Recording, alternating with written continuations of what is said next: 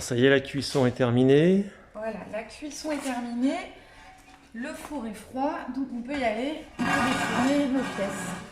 Ça a été la deuxième cuisson, donc de haute température.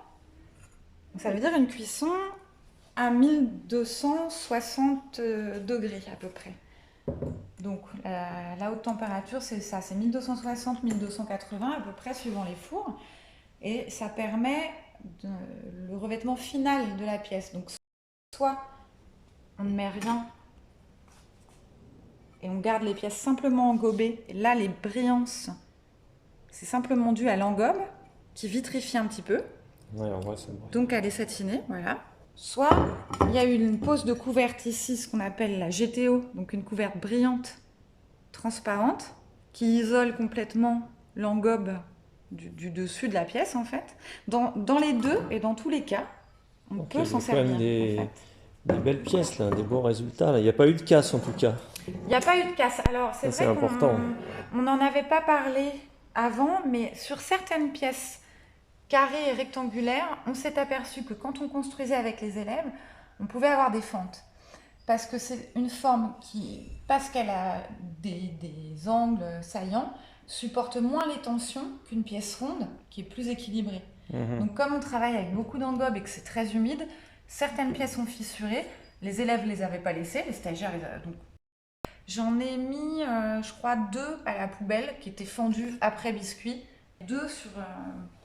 ça représente, ça fait pas 34. C'est vraiment pas mal. Là, je remarque une pièce là qui est assez atypique, là, celle-ci. Oui, c'est la pièce... Donc c'est vrai que le stage, c'était pour des pièces estampées en forme surtout d'assiettes, de bol et de saladier. Forcément, ça crée des envies, hein, ce genre de stage. Et Saïd nous a, lui, proposé une pièce plus culturelle. Donc un bol qui mélangerait un peu le contenu, le contenant, comme si le contenu s'en échappait, la cuillère, etc. Donc on en avait parlé ensemble, hein, j'avais prévenu Saïd que...